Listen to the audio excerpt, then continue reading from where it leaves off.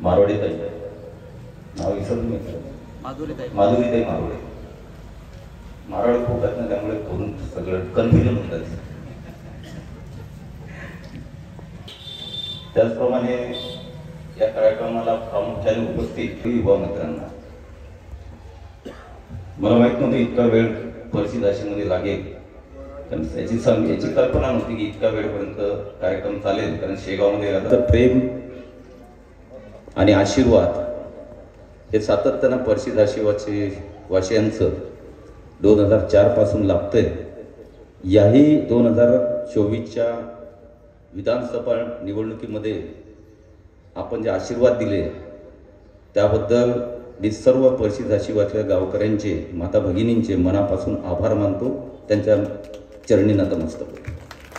कारण तुमच्या सर्वांच्या आशीर्वादानं मी 5वी टर्म आता कार्याला सुरुवात केलेली आहे आणि त्यामुळे तुमच्याकडून प्रेरणा घेऊन, तुमचे आशीर्वाद घेऊन निश्चितपणे या 5 वर्षामध्ये ज्या काही कामाच्या आशा आकांक्षा अपेक्षा आपल्या आहेत त्या पूर्ण करण्याचा प्रयत्न या 5 वर्षामध्ये पुन्हा मी एकदा करणार आहे. आता मागच्या 4 टर्ममध्ये काय केलं काय नाही याच्यावर मला काही आज उहापोह करण्याची मला वाटतं काही आवश्यकता नाही आहे. आणि त्या भाषणांमध्ये 4 टर्ममध्ये मी काय केलं हे प्रत्येक माणसाला मी भाषणामधून सांगितलेलं आहे. कारण ते आवश्यकता आहे, कारण लोकांचा हक्क आहे, अधिकार आहे विचारण्याचा. आणि आपण जे काय केलं ते लोकांपर्यंत सांगण्याचा आपण सांगितलंच पाहिजे. त्याचा अधिकार त्यांनी वापरायचा असतो, आपण सांगायचं असतं. म्हणून त्या इलेक्शन पिरियडमध्ये सगळे विषय मी जनतेसमोर आणि आपल्यासमोर मांडलेले आहेत. त्यामुळे त्याचं रिपिटेशन करणार नाही किंवा त्याच्यावर जाणार नाही. पण तो पुढच्या भविष्यात आता 5 वर्षात आपल्याला काय करतं एवढाच आपल्यासमोर विषय आहे. आणि त्यामध्ये प्रकर्षानं आता पाण्याचा विषय निघाला. पाण्याचं नियोजन चांगलं ग्रामपंचायत करते आहे. काही ठिकाणी प्रॉब्लेम येतात, परंतु आपण जी 140 गाव योजना होती त्याच योजनेवर पुन्हा 200 कोटी रुपये मंजूर करून त्याचं रेट्रोफिटिंग करून आता ती योजना पुन्हा चांगल्या परिस्थितीमध्ये कशी निर्माण होईल किंवा चालेल यासाठी पुन्हा 200 कोटीचं काम आपलं चालू आहे. आणि 1 वर्षामध्ये ते काम पूर्ण होईल. त्यानंतर आपल्याला पुन्हा त्याही गावाला पाणी पुरवठ्यामध्ये कुठेही प्रॉब्लेम येणार नाही या पद्धतीचं काम आपण करतोय. कारण जेव्हा ती योजना केली तेव्हा 100 गावांमध्ये आपण जे महाजल, जल स्वराज वगैरे ज्या योजना होत्या जुन्या, त्याला कसे कामं झालं तुम्हाला माहिती आहे. पण तेच इन्फ्रास्ट्रक्चर जे गावातलं आहे ते आपण वापरलं, त्याच टाक्या वापरल्या आणि 40 गावामध्ये नवीन आपण सगळ्या टाक्या आणि इन्फ्रास्ट्रक्चर तयार केलं होतं. परंतु आता 4, 5, 6 वर्ष ती योजना चालल्यानंतर त्या गावांमध्ये प्रॉब्लेम आपल्याला दिसायला लागले. म्हणून पुन्हा 200 कोटी रुपये करून आपण ते 100 गावं जे राहिली जुनी आपण योजनेतले पाईप किंवा योजना वापरल्या होत्या आणि बल्कने पाणी आपण त्या गावाला द्यायचो, त्यामध्ये 100 गावामध्ये नवीन इन्फ्रास्ट्रक्चर, नवीन पाईप आणि नवीन पाण्याच्या टाक्या ह्या निर्माण करण्याचं आपलं काम चालू आहे. एखाद्या वर्षात ते काम पूर्ण होईल आणि मुबलक आणि चांगलं पाणी आपल्या प्रत्येक गावापर्यंत निश्चितपणे पोहोचणार आहे. दुसरा विषय तर रस्त्यांचा राजूंनी सांगितलं की आता आपलं बऱ्याचशाकडून आपलं गाव जोडलं गेलेलं आहे. मी जेव्हा 2004 ला होतो फार बोंबाबोंब रस्त्याची होती. एकच विषय होता परिषदाशीमध्ये रस्ता. त्या रस्त्यावरच निवडणूक झाली आणि रस्त्यावरच मतही भेटले. तुम्ही दिला त्यावेळेस विश्वास दाखवला, आशीर्वाद दिला आणि मी जेव्हा शब्द दिला त्याच 5 वर्षामध्ये मी तो रस्ता सुरुवातही करून दाखवला. त्या अडचणी होत्या संग्रामपूर वाशियाच्या, त्या सगळ्या काढल्या, जबरदस्तीनं काढल्या. काही लोकांचे पैसे भेटले, अजूनही शिव्या देतात.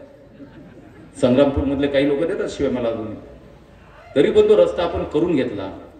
आणि आज आनंदाची गोष्ट आहे की आता करमोडा ते धामणगाव ते परिषदाशी ते संग्रामपूर, दामगाव ते कवठाळ हा आपला 185 कोटीचा रस्ता आपला मंजूर झाला आणि त्याचं काम आता चालूही झालेलं आहे.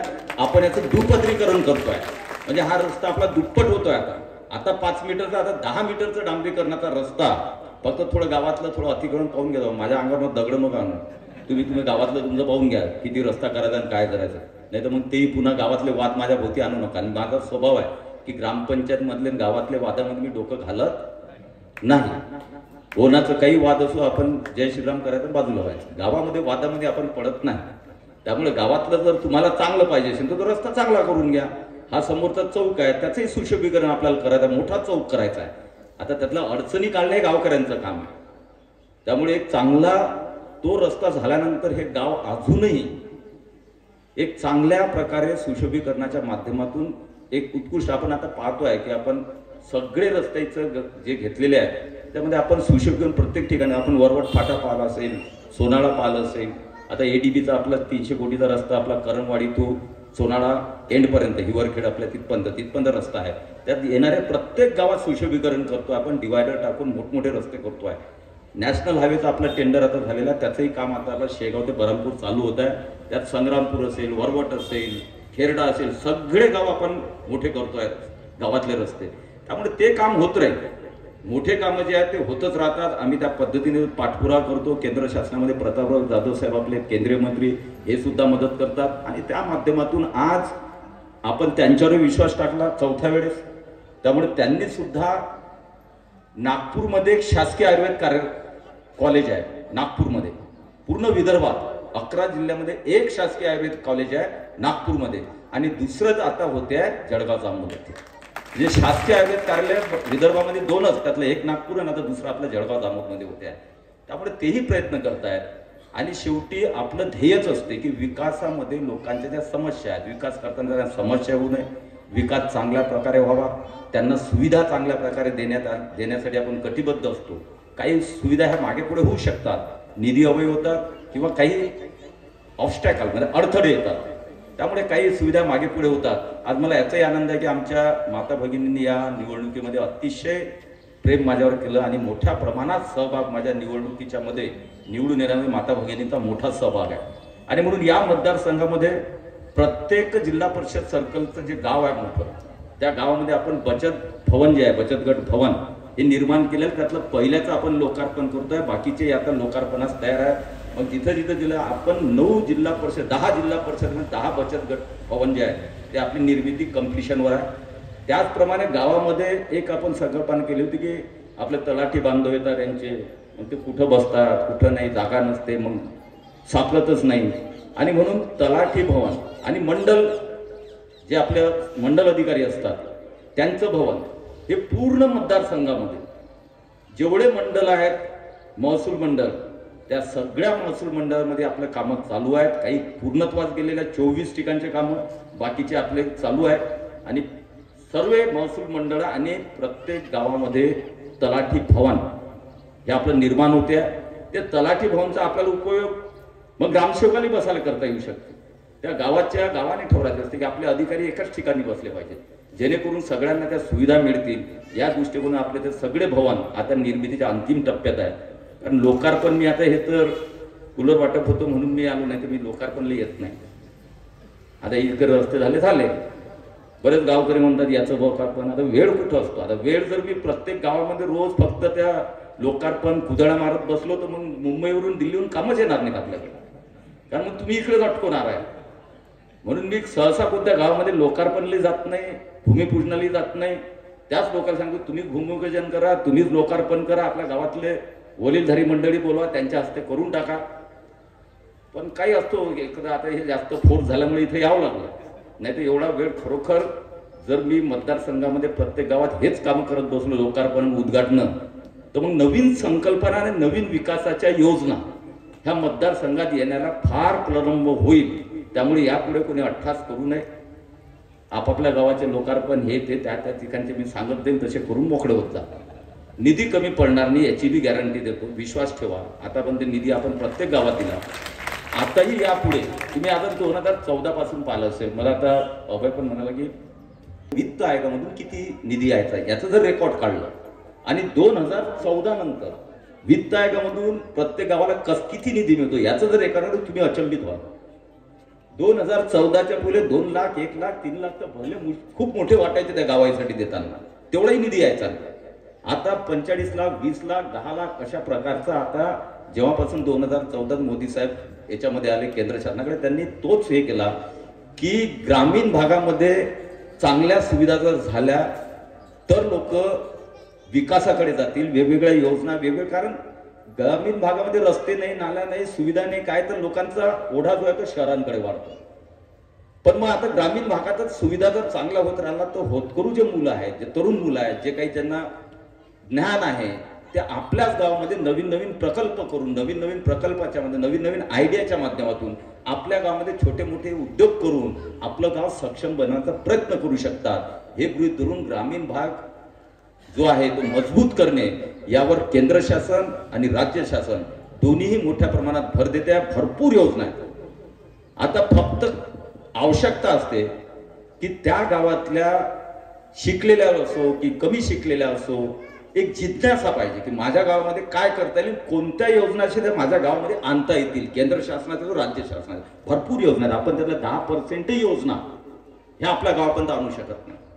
10% जर योजनांचा अभ्यास प्रॉपरली केला तर त्यातल्या 10% योजनाच आपण फक्त, आपल्याला काय आपल्या डोक्यामध्ये ते रस्ता नाली इथपर्यंत आपण मर्यादित आहोत। पण याच्यावर गाव काही स्ट्रॉंग म्हटल्यापेक्षा एक चांगल्या प्रकारचं गाव एक निर्माण होणार नाही। रस्ते नाल्या झाल्या म्हणजे गाव सुधारलं, विकास झाला मोठा असं समजणारा मी कार्यकर्ता नाही।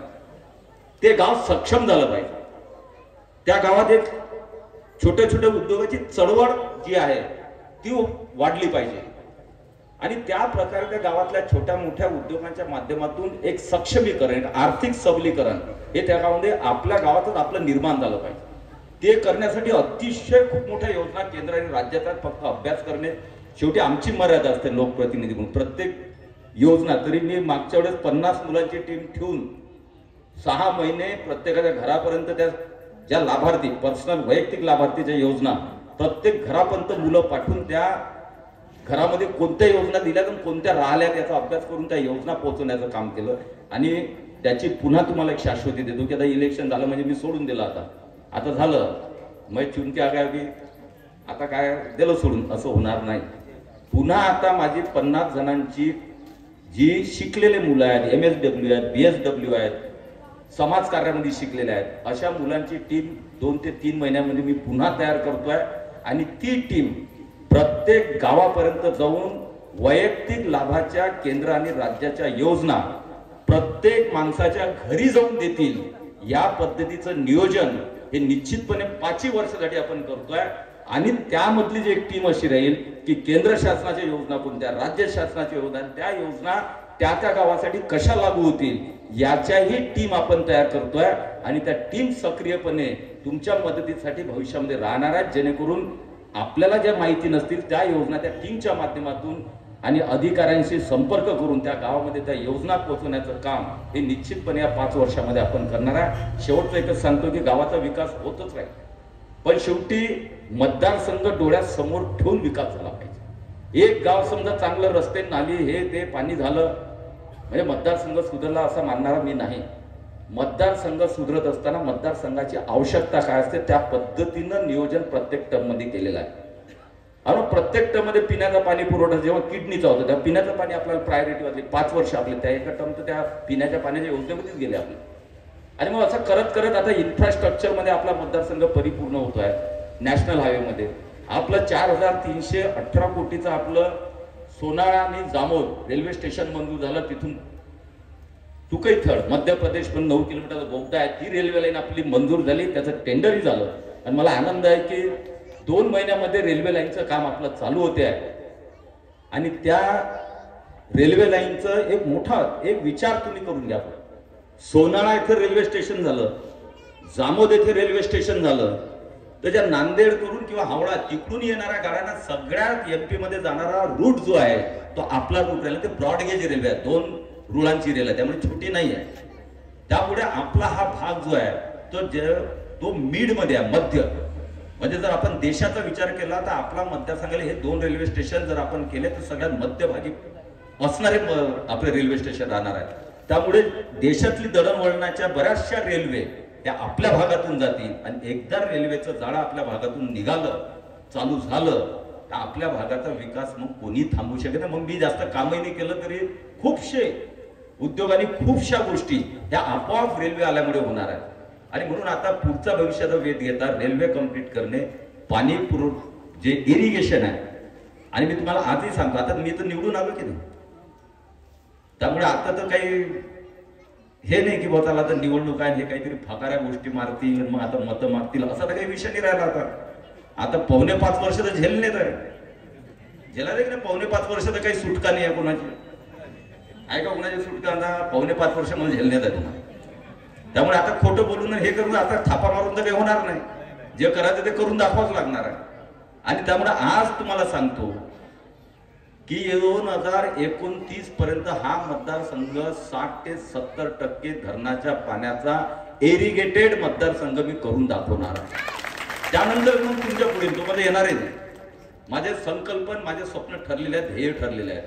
त्याचप्रमाणे 2-3 मोठे उद्योग या मतदारसंघामध्ये कसे येतील की ज्या उद्योगाच्या माध्यमातून माझ्या तरुण पिढीला बाहेर जायचं काम पडल्याने आर्थिक नियोजन इथं त्यांचं चांगलं होईल, आर्थिक परिवर्तन या भागाचं होईल.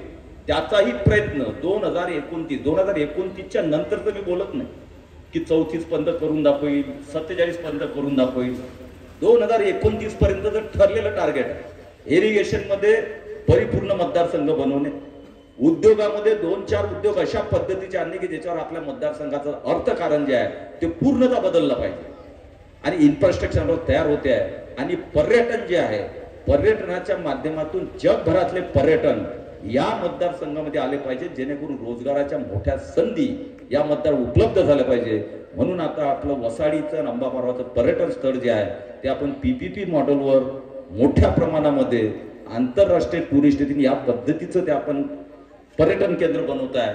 जलपर्यटन आपलं कोराड्याच्या धरणावर आपलं आता 5 कोटीचं मंजूर, तिथं आपण बोटिंग वगैरे सगळ्या व्यवस्था करतोय.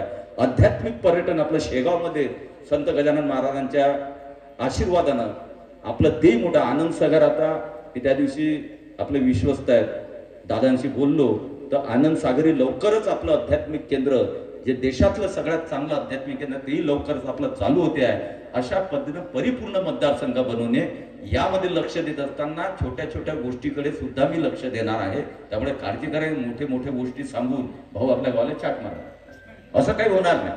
कारण गावही शेवटी आपलंच आहे. छोट्या छोट्या काही समस्या गावातल्या असतात त्याही आपल्याला करायच्या आहेत. जे काही रस्ते वगैरे छोटे मोठे अजून राहिलेले आहेत निश्चितपणे ऑक्टोबर पर्यंत 20-25 लाख रुपये 30 लाख रुपये टाकून त्याही रस्त्याचे काम आपण परिपूर्ण करण्याचा प्रयत्न करणार आहे. बचत गटाच्या माध्यमातून आमच्या भगिनी जे आहेत अतिशय चांगले बचत गट आणि अतिशय कल्पकतेनं चालणारे आपले बचत गट या वर्षी झाशीमध्ये आहे. त्यामुळे सगळ्यांचा